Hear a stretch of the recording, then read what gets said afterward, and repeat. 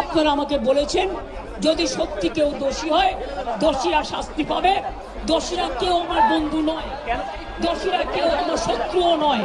আমি আপনাদের আন্দোলনকে কুর্নিশ জানাই।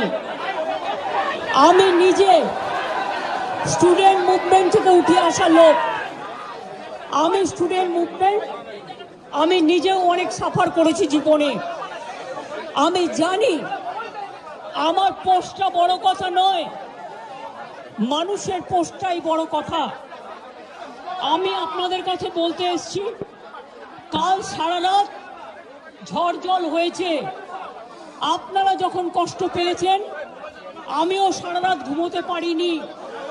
আমারও কষ্ট হয়েছে, আমারও কষ্ট হয়েছে। এই ঝড় জলের মধ্যে আপনারা যেভাবে বসে আছেন আমার মানসিকভাবে কষ্ট হচ্ছে। আপনারা আজকে 33 দিন 34 দিন,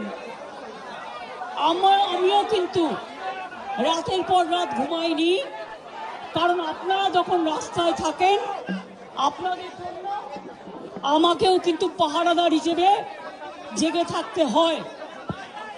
আমি আপনাদের কাছে যেটা বলতে এসেছি, এত ঝড় বৃষ্টির মধ্যে, প্রাকৃতিক দুর্যোগের মধ্যে আপনারা অনেক কষ্ট পেয়েছেন।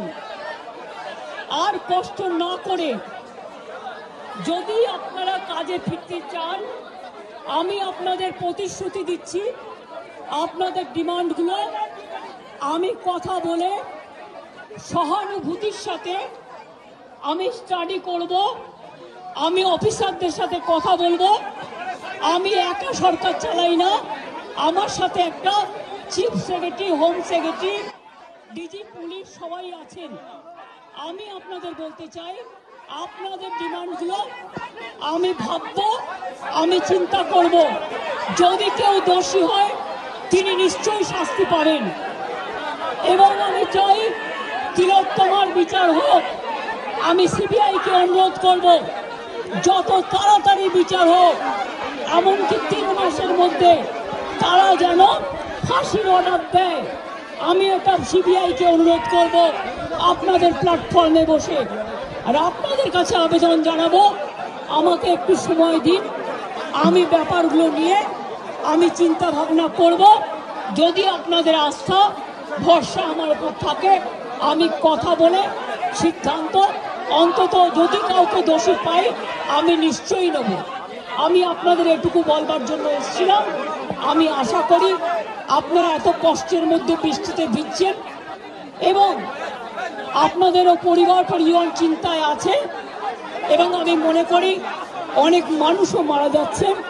আপনারা প্লিজ দয়া করে, আপনারা আমাদেরই ঘরের ভাই বোন, আপনারা কাজে যোগদান করুন। এবং আমি বলতে পারি আপনাদের প্রতি আমি কোনো অবিচার করব না। আমি একটা কথা বলে যাই, হাসপাতালের ডেভেলপমেন্ট, ইনফ্রাস্ট্রাকচার সব কাজ আমরা শুরু করে দিয়েছি এবং করব। আমি সব হসপিটালের রোগী কল্যাণ সমিতিতে আমি প্রত্যেকটা একদম রাজ্য থেকে শুরু করে সব মেডিকেল কলেজ এবং মাল্টি সুপার হসপিটাল যত রোগী কল্যাণ সমিতি আছে আমি প্রিন্সিপালদের চেয়ারম্যান করব। এবং তাতে জুনিয়র ডাক্তারও মেম্বার থাকবে, সিনিয়র ডাক্তারও থাকবে, নার্সও থাকবে, একজন পাবলিক রিপ্রেজেন্টেটিভ থাকবে এবং পুলিশ থাকবে। এই সিদ্ধান্ত আমি নিয়েছি। আপনাদের আরজিকর মেডিকেল কলেজেরও আমি রোগী কল্যাণ সমিতি ভেঙে দিলাম এবং সব মেডিকেল কলেজের আমি রোগী কল্যাণ সমিতি ভেঙে দিলাম। আমি নতুন করে এটা তৈরি করব। এবং আপনাদের আমি বলতে পারি, বাদবাকি আপনাদের যে ডিমান্ড আছে আপনারা আমাকে বলেছেন যদি সত্যি কেউ দোষী হয় দোষীরা শাস্তি পাবে।